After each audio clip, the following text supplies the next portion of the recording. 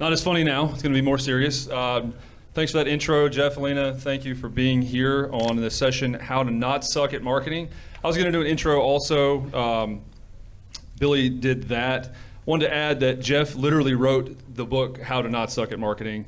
And Alina also, more than any other CEO, co-CEO, CMO, does not suck at marketing, so two better people could not be leading this session. It's an honor to be asking them some questions. So we'll tee it up. Any intro statements from you guys on kind of the state of marketing right now in 2024 after some of the talks we've heard earlier? I'm in Atlanta today, and actually I live in Brooklyn, so I'm not from here, but I've worked here for about a year. And the Peachtree Street gives me back all the feelings.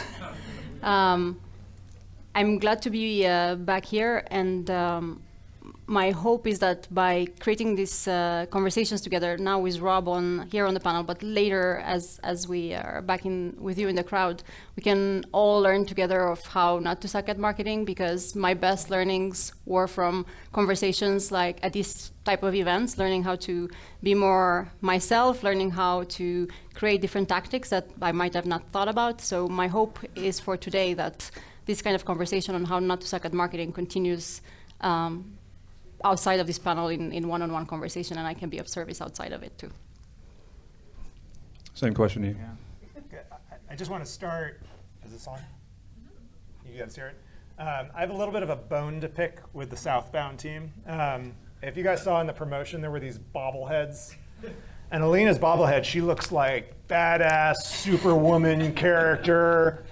My bobblehead, if you look, it looks like Dr. Evil with glasses. I want to redo on the bobblehead. I can make that happen. That was exclusively me, really my wife for that. But I thought you looked pretty good. But yeah, that's a fair complaint. If I have another person come up to me and they're like, "Are you Prof G?" Scott Galloway. I didn't even bring mine. I look like Dr. Spock in an orange suit. It's pretty bad.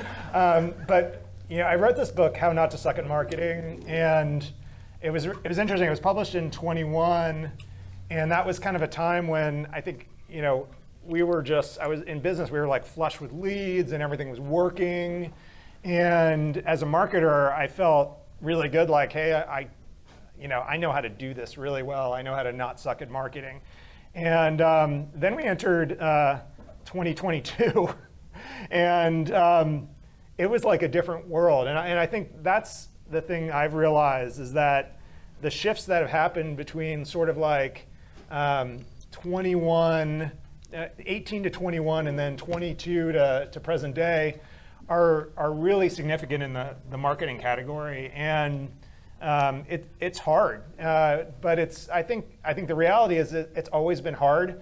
Just we were kind of fooled that we were smarter than we are in sort of 18 to 21. And now we're sort of back to normal, where we just have to be super smart. We have to be really, really efficient with our resources. And I think the biggest thing for marketers is that you're drawing that straight line between what you are doing as a marketing department and not just what I would call vanity metrics around website traffic or total leads, but a direct line between what you're doing and then real impact on the business as measured by pipeline and revenue. Yeah, that's a good segue to our first question, which are, I guess you could kind of compare this to 2021 or a couple of years ago when you wrote the book. Alina, you can do the same. But what are some of the principles that would qualify you as a great marketer or a great marketing organization or leader, specifically because you just said drawing a straight line to revenue? That's a question for both of you. I'll take that question. So besides the obvious, which is tying back actions with pipeline, which is not always easy to do. You might have a social post that goes viral, and you have direct traffic back to your company in your reporting, and you don't have that way to directly attribute. It's the ability to know. My main mantra is that a great marketer is someone who knows how to draw attention to the product, to the service, in a way that converts, in a way that helps others take action. And that's really, really hard. And one of the main reasons why it's really hard to get attention is because on digital, on social, we're inundated at all times, and so are our prospects, and so are our audiences. And we don't want to stand out for the wrong reasons. We don't want to draw attention with negativity, and yet you see that on social. That's what attracts people. Like the drama attracts people, and the conflict attracts people. And yet, as a business, you don't want to be associated with that. So the best way to do that, to draw attention, is by providing value again and again and again and again and again, and we repeat the same message until we're blue in the face. However, that message can only work if it gets our audience to take action. And getting audience to take action is really hard because most people are a lot more comfortable with the status quo. They're a lot more comfortable with not taking action. It's safer. We're so much safer if we don't buy software, we don't get fired. And the ability to influence others and impact others to take action, it's a beautiful gift. If you have that skill set, it's a beautiful gift. We see it in politicians, we see it in certain people. So my journey to learn to impact others in a positive way by teaching others how that action might have a positive impact, it's a beautiful journey, because it doesn't only aid for the company that we're working on or the product that we're selling for, but it aids in other parts of our life as well. We might want to do a fundraise, or we might want to impact a cause that's deeply important to us, like climate change or something else that we care deeply about. So the better we become at getting people to take action on positive things, the better we can become together. You're right, that is hard. Jeff, anything to add on that? Yeah, I think the other side of that is being able to raise awareness, interest, get people in, but actually do it much more efficiently than we've done it in the past. And I mean, I've been at companies where, I'm the senior marketer and I hire a team of marketers, and then they're all like, okay, I need to go get my agencies.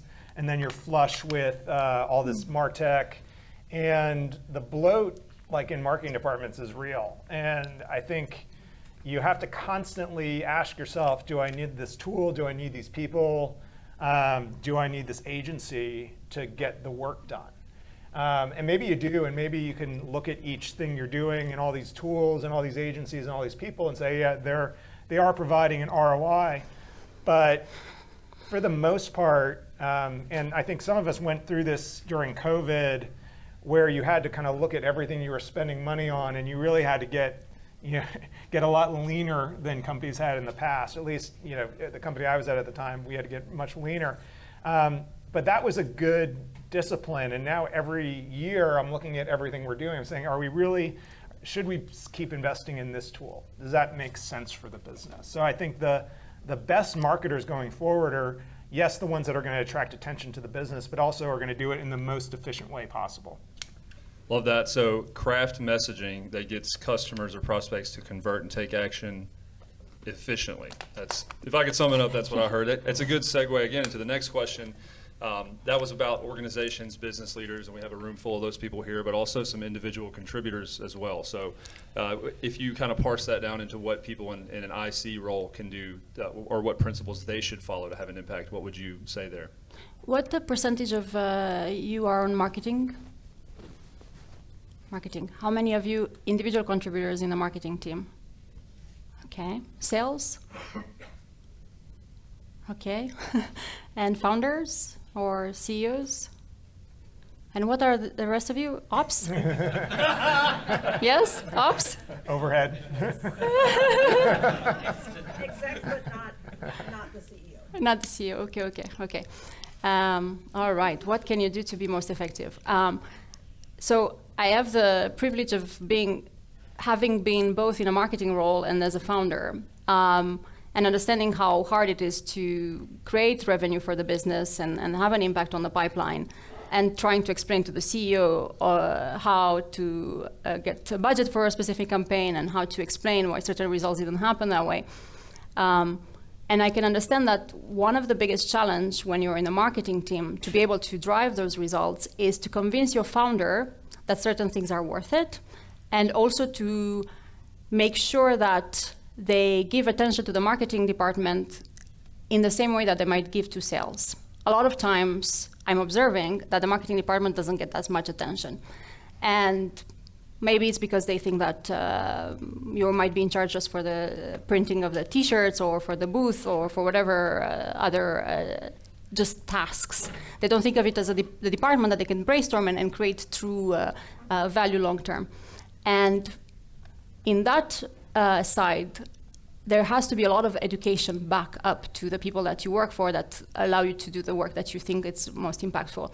And to convince your founders or your bosses that something is worth, you have to be very convinced that it's going to work and bring in the data, bring in the benchmark, show other companies that are doing it well. And the only way to do that is by doing a lot of networking to understand what some of your peers are doing that might have an impact, or companies that are driving results in unconventional ways. So in our case, we only have 3 marketers. So talking about efficiency, I don't think you can get leaner than that. We use a lot of freelancers and agencies to augment us, but it's only 3 of us. And we benefit a lot from the work that we do on brand. And all good marketers know that brand is essential because you can't convert on outbound. You cannot your sales team cannot convert if people don't know of you. It's a lot easier if they do. So this belief that I had that brand will work doesn't resonate with everybody. Not all founders get it, and not all teams get it. They think it's fluff. So the ability to show that there are other companies that do that because they believe long-term in the plays that might not benefit short-term, it's the way to go. And how to be present on brand on all channels efficiently is tricky, but we will discuss today of how to do that. That's one of the next questions, yeah. Yeah, I think for individual contributors, especially whether you are an individual contributor or you manage individual contributors, what is most important is sort of expertise in the craft, I think.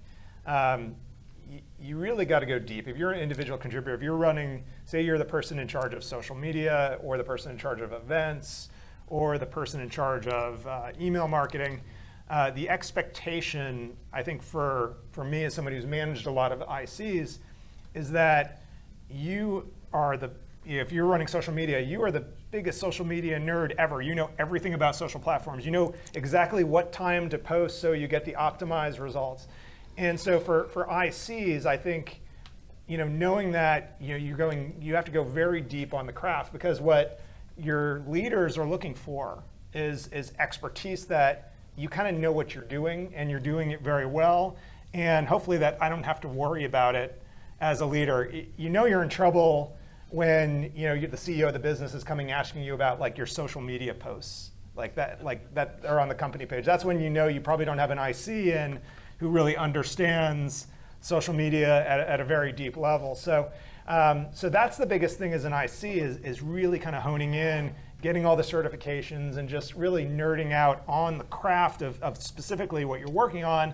And then probably the second part is sort of trying to expand your portfolio so you're set up for growth. Because not a lot of people want to do just social media their whole career. So you start kind of going deep on the craft, earning a lot of credibility that, hey, you're good at this one really specific thing, and then learning the other things as you go. And I think that's really the key for ICs to kind of grow their careers and grow into more broader marketing executive roles. So be convicted in your strategy or your beliefs up front, have data to back it up. If you have to convince a founder for budget or for approval for longer term strategy, and then be an expert in one thing, almost the T-shape, have depth and expertise, and then have breadth also. That's excellent. I'll go to Jeff first for this one. So every marketer loves a good trend. I've seen stuff that was almost published as a meme before I knew what it was. As far as tactics are concerned, or trends, what are some tactics that have worked in marketing recently? So some recently effective tactics. So what's been interesting recently, and we've all, Andy's session about AI was really interesting. I think every marketer now is just scrambling to figure out AI, how do I use it in my team? How do we use it in the company? I've seen lots of different examples of it being used well and not well, and I'll probably lean in on what's not working with AI right now. Like, what's great about AI, it's really easy to create a blog post. So now you have this like proliferation of total crap blog posts out there that every company's putting out, because it's not going through sort of a filter where people are looking at it and saying, like, is this really good content? And maybe the content's going to work for SEO, but then, the funny thing about it, it's like if you get people to a page that ranks well for SEO, but the content is crap, what does that say about your brand? So I really think, there's got to be this kind of middle ground in companies now where, yes, you want to have, AI is great. You can pump out a ton of content, but you still have to put the safeguards around it so you're not just pumping out total crap that's going to really kind of make your brand look bad. And that's where I think there's a lot of risk for content marketers right now, is that they're leaning too hard maybe on the AI tools, and they're not leaning as much on the internal expertise of people at the company. And so I think we're going to have kind of a reckoning pretty soon where the experts in the company and the product or the customer are just going to get sick of seeing terrible content out in the wild, and it's going to get reined in to some extent. So I think that's a really interesting trend. I'm a big believer that AI can help supercharge great messaging, but if the messaging isn't great, you're going to be in trouble, and it's going to put your brand in trouble. So I think everyone's got to really go deep on AI right now, but I also think everyone's got to be really careful with AI. I saw something, just to interject really quickly, where it was an interview and the speaker said AI is Interfering with your speech. AI is, I'm not going to say what I was going to say about AI. But it said that the primary function of AI as it stands now, and Andy was saying that he was, there's a lot of stuff out there that doesn't work as well, but AI is primarily for reducing the distance between you and an answer to something. So if you're going to edit or revise and have and type out 5,000 words, there needs to be some revisions. Same question to you, tactics for you or for Chili Piper that have been working lately, or like Jeff said, that have not been working? Because I'm the technical co-founder at Chili Piper, I'm completely obsessed with AI, and I spend time by myself building agents, and a lot of agents to optimize our efficiency. So I'm definitely spending a lot of my mind on it. However, the tactics that are most efficient for us are the same tactics that have been effective from day one, and they're the ones that we're continuing to employ, and we'll double down on them, which is, and ties back to a discussion that we had earlier. When I post something from the Chili Piper company account, the kind of engagement that I get is, but when I post something by myself, the engagement is a lot more amplified because it comes through a human voice. And the human, at the beginning of the company, I didn't feel comfortable with posting because as a technical co-founder, I would have rather hidden somewhere and not have to talk to people. Now I've become comfortable with it because the company, creating a company makes you feel uncomfortable and gets outside of your fears. But even from the beginning, I would work with people who are influential in my space. So one of my first customers is someone that you might be familiar with, which is Kevin Dorsey. He has a lot of presence online and so forth. At that time, he was not as famous, but I could tell that when he would command a room, like when he would enter an event like that, people would be drawn into it. And I would go to every physical event where my persona was and see who were people drawn into. B2B influencers was not a thing, but I knew that people in the ecosystems are the ones who are going to make most impact. So I would seek for those voices to be my first customers and my evangelists. And there's no better person to talk about your product than your users, those who really love you. And amplification of those users, those people that are trusted in your ecosystem, is really hard unless your product delivers value, of course. Once you find those influencers, you constantly seek those nodes that are going to have the best impact in there and help them with their goals. Sometimes their goal is to have their message to be known. Sometimes their goal is to partner with certain people. Sometimes their goal is just speak at events. Whatever their goal is, you go and you find it, and then you amplify them to help them speak about your product eventually, if they do.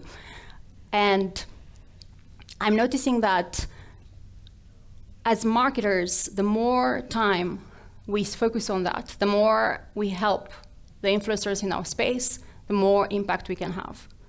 They get a lot more credibility if they talk about us than I can ever do by myself, because I'm going to just sound biased. My company account is going to sound biased, but my evangelists, they won't, because they won't talk about me unless it makes them look good.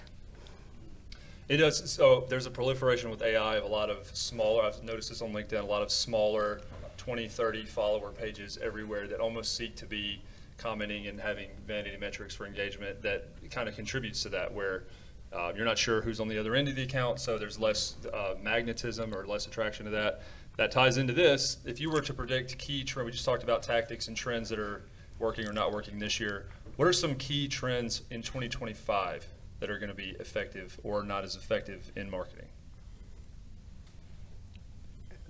This might be, I might be totally wrong here, but I actually think that there's going to be a resurgence of in-person in a big way, and it's going to be a much more important part of marketing programs than probably we've seen over the last 5 years. It's been really trendy to say as a CMO, oh, we're cutting events, or that's been a big theme. And it probably depends on your category, because some categories events may not be as effective, or they just might be cost prohibitive for some companies.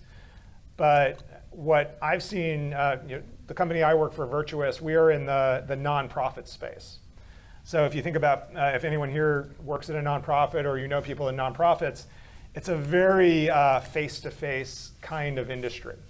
And so we're actually increasing spend in person and decreasing in some of the digital channels where we're not seeing as much return. And we're doing more like, hey, let's get out into the market. Let's do our own road show.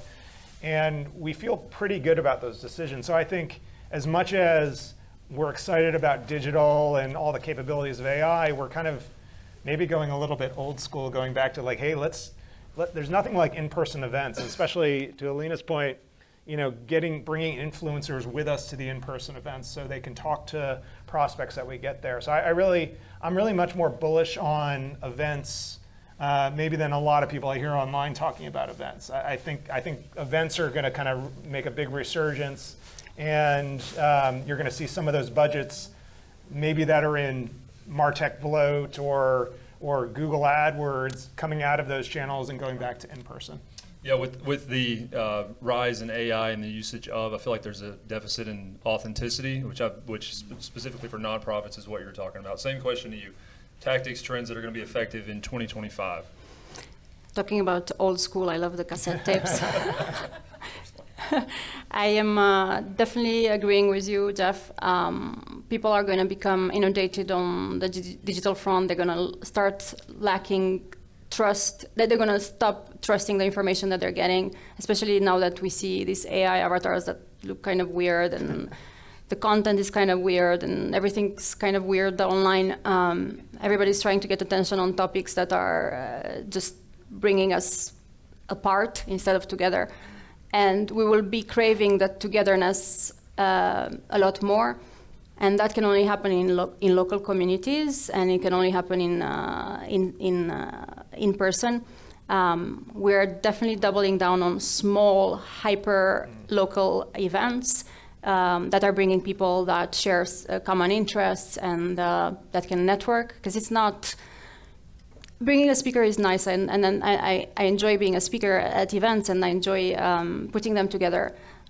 But the biggest value for the audience happens outside of the speaker, right? All these connections that you're making here, and by bringing value to your persona, that's how you can contribute best to the ecosystem. And pitches, people are tuning them out. Whenever a speaker pitches their product, you just can read through it.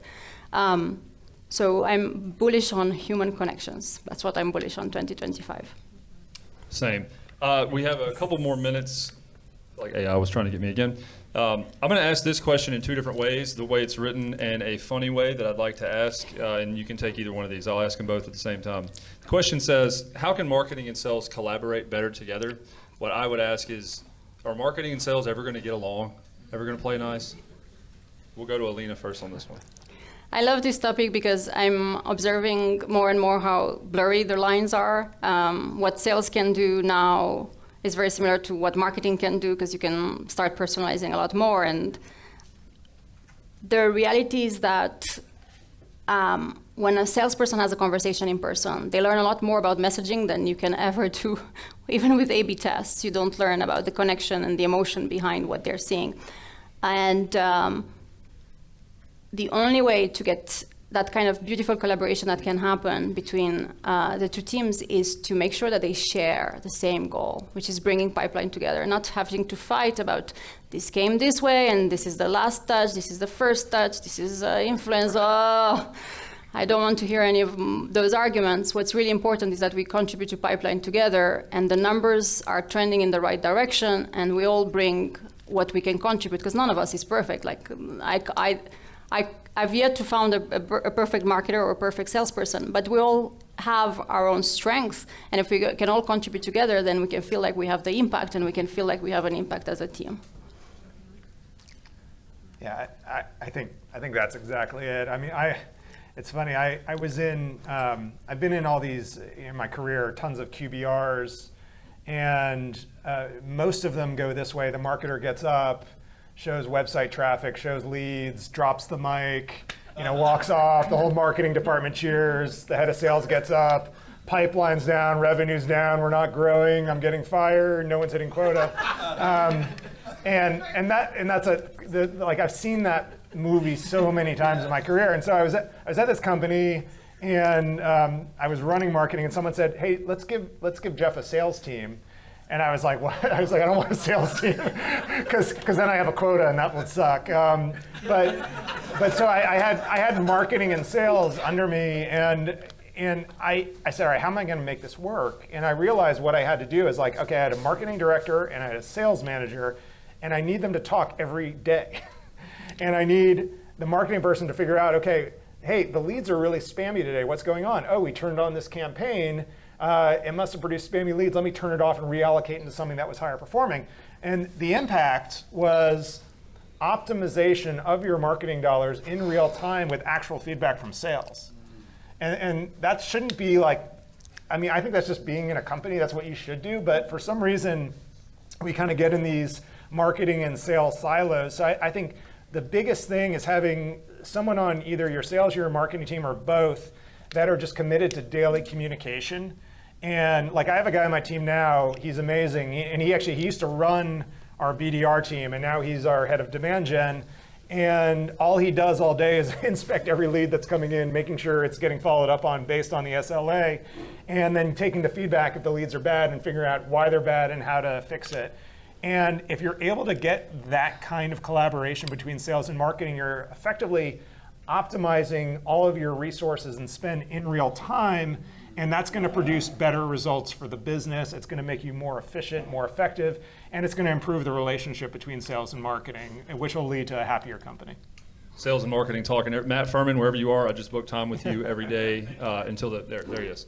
One last question. I know we're coming up on time here, and this is for the audience. To both of you, we'll start with Alina first on this one. What's one thing that you recommend the audience do after this talk? One action they can take after this session. I think it's the same advice that I gave my team about 2 years ago, which is to practice again and again your muscle to tell stories. It's such a hard skill. Telling a good, compelling story that converts is such a hard. You can try to manipulate ChatGPT to tell you stories. You can start to prompt the hell out of it. And it does to some extent, but the best stories are the ones that are personal and they're deep down to your personal experience, and those are the ones who are going to resonate because people pay attention to people. And learning how to tell personal stories is very hard. Just to double down before you speak, Jeff, Dharmesh in a post or in a speech that he gave said if he could go back and learn anything other than coding, he would learn to tell stories. He would replace it with that. So just to double down on your what you just said, Jeff, for you. So what should people do coming out of this? Yeah. Everyone should go to Amazon and Google or look up how not to suck at marketing. And if you buy it and you find me, I will autograph it for you. And if I autograph it, it could be worth tens of dollars after the autograph is in there. So, but I think probably the biggest thing for this event is meeting people who kind of do what you do at other companies. And then after the event, keeping in touch with them and going and trying to figure out what they're doing and sharing what you're doing and trying to, learn from your peers. I mean, I think, the success I've had in my career has been built on a strong network that I have. Like Sangram spoke earlier today. Sangram and I have been sharing ideas on marketing for years. Actually, Sangram helped me get one of my jobs. And so it's like having a strong network starts with being at these kind of events, meeting people, sharing ideas, and keeping in touch. So that would be, you're all lucky to be here. Thanks to RevPartners guys for putting together a great free event where the community could come. But take advantage. I mean, meet as many people as you can, get contact information, follow up after, because my guess is everyone in here is doing something pretty innovative in their companies that others could learn from. So it's all about getting that learning and then applying it back to your business. Love that. I'm usually humorous, but this is real. What an honor to be able to be the one to ask you guys these questions. Thank you for coming and supporting today. We'll turn it back up. Give it up for Alina and Jeff. Yeah, great job. Thanks, Alina and Jeff.